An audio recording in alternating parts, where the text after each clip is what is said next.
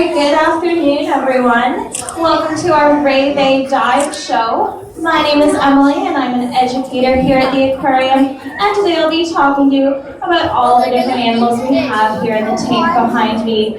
As you can see, we are also joined by Daphne, one of our divers, and she'll be feeding all of our stingrays here throughout the show.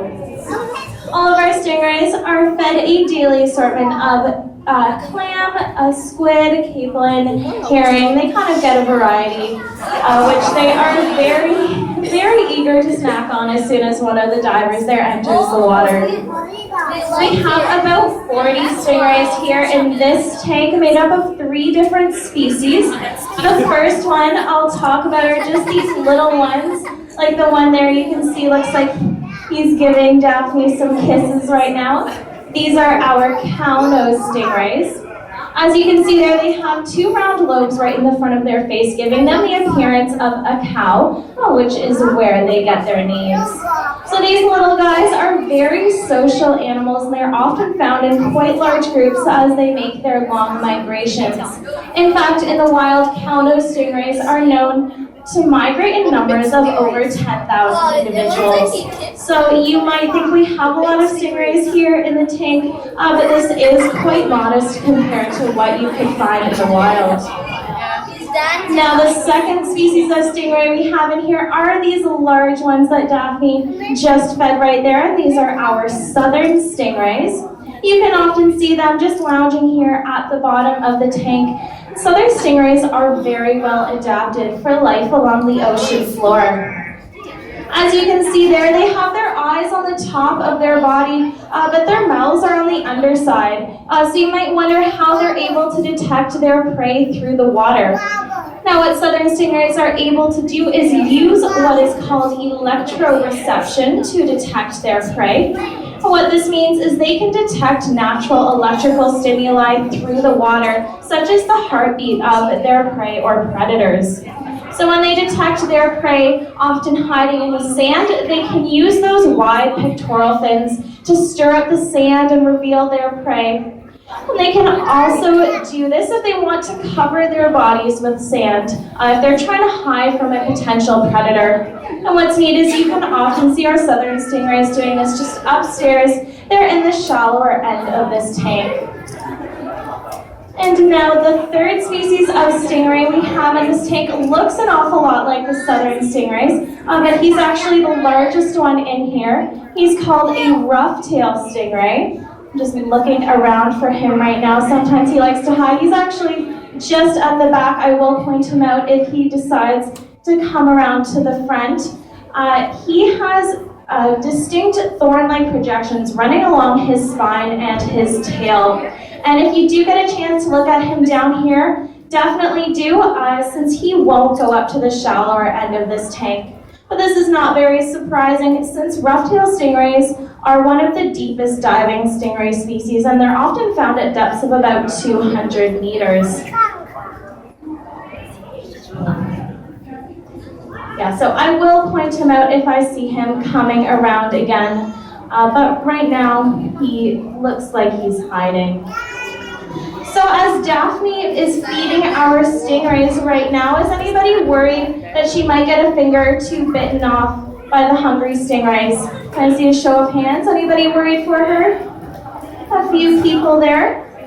Well, there's really not much to worry about since stingrays don't have sharp, pointed teeth like sharks do. They actually have a mouthful of flat, plate-like teeth which are perfect for crushing and grinding their shelled prey. So if one of our divers does accidentally get their hand caught in a stingray's mouth, it still does hurt quite a bit. It actually feels more like getting your hand caught in a door. There you can see the mouth pretty well.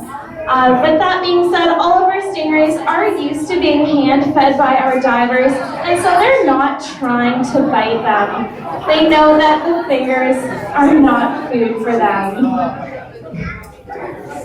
Is anybody else maybe worried that Daphne could get stung by one of the stingrays? Show of hands again. Maybe a few more people there. Well, as you may know, stingrays do possess a venomous barb just at the base of their tail, which they will use as a defense mechanism if they feel they are in danger. Now, what happens when a stingray uses its barb is it will actually detach into their target, giving them some time to escape. But now what that means is after their barb has been used, the stingray is then left defenseless for about 3 to 6 months as it waits for that barb to regrow. So as you can imagine, stingrays are not going around stinging everything that they see. They will really only use that barb in a life or death situation. So that being said, here at the aquarium, we do take a few precautions to ensure everybody's safety. So about every 3 months, we will trim our stingrays' barbs. This is similar to clipping fingernails, just to make sure they're nice and short and can't be used to hurt our divers or any of the guests here.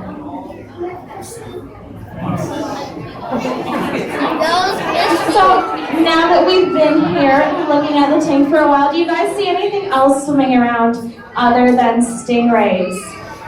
Yeah, what else do we have? Sharks, that's right. If you look up towards the top, you'll see some of these small sharks swimming around. Does anybody know what kind of sharks these are? Hammerheads? Anyone else? Bonnetheads, that's right. These guys are related to hammerheads, but they are their own species. They are called bonnethead sharks.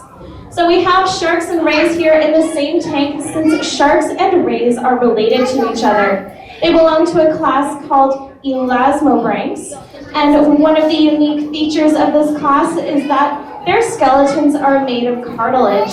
So instead of having bones like you and I do, their skeleton is made of the same material you can find in your nose and your ears. And this makes them light and flexible in the water, as you can see, and it's one of the reasons that sharks and rays can grow to such enormous sizes.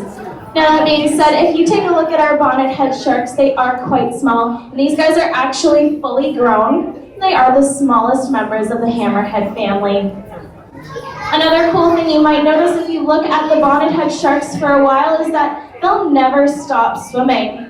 And on the other hand, if you look at the stingrays, you can often see them just at the bottom taking a bit of a rest. Now, the reason the stingrays are able to do this is because of a structure located right behind their eye. You might think it just looks like a hole there, but that structure is called a spiracle. Now, the purpose of the spiracle is to draw water in and across their gills, which are also located on the underside here. And that's how they can continue to breathe, even if they're just resting on the bottom of the tank.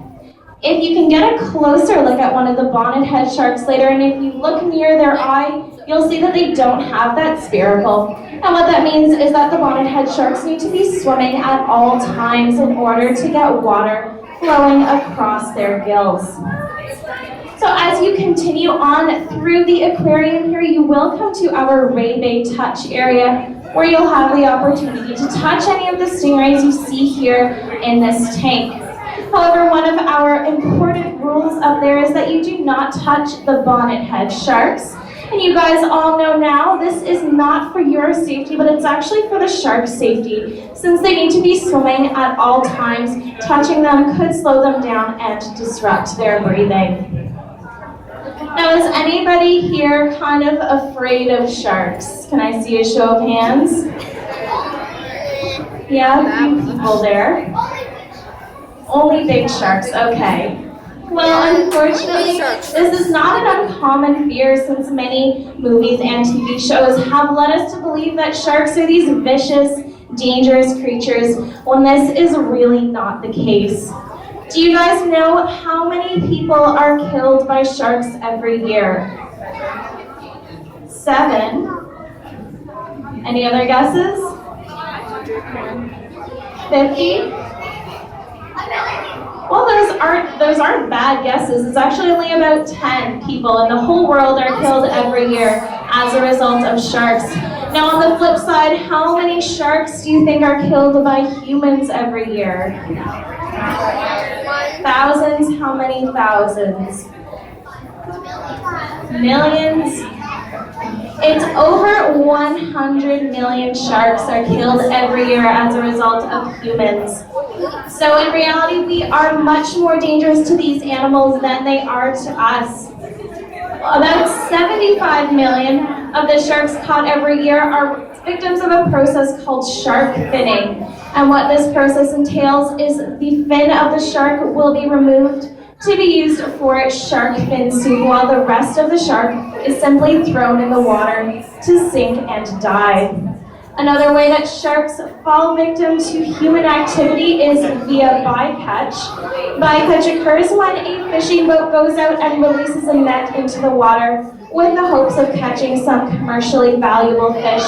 However, that net doesn't filter out what it is catching, and so oftentimes non-target species such as sharks, dolphins, sea turtles will get caught in that net. And while some of those animals will be returned to the water, oftentimes it is fatal.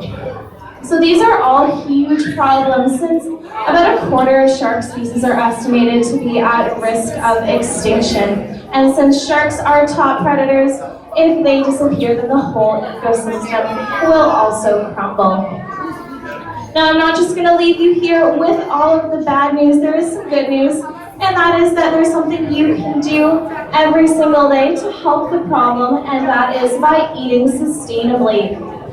So by eating sustainably, all you have to do is the next time you purchase seafood at a grocery store or restaurant, look for a label that says Ocean Wise.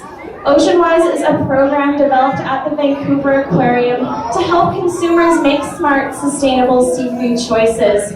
So look for that Ocean Wise label the next time you purchase seafood, and you will be helping to maintain the health of our oceans for generations to come. So that just about wraps it up for me here. Feel free to come up to the front and take photos with all of our stingrays and Daphne. If you have any further questions, once again, my name is Emily, and I will also be up here at the front. I'd be happy to answer any of those for you. And if not, I'd like to thank you all for listening, and I hope you enjoy the rest of your stay here at the aquarium.